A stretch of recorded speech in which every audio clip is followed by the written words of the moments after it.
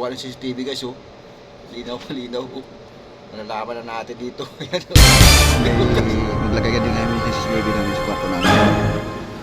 Naglalagay na rin kami ng CCTV dito para kung sino pumapasok makikita namin, no. Ayan guys. Ayan guys.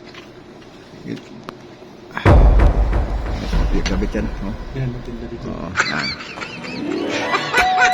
Talaga na. Ang DIY lang muna ito na kamera.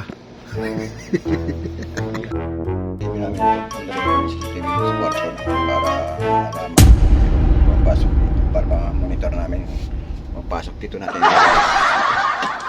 Andito yung nalagay. Para kita ba?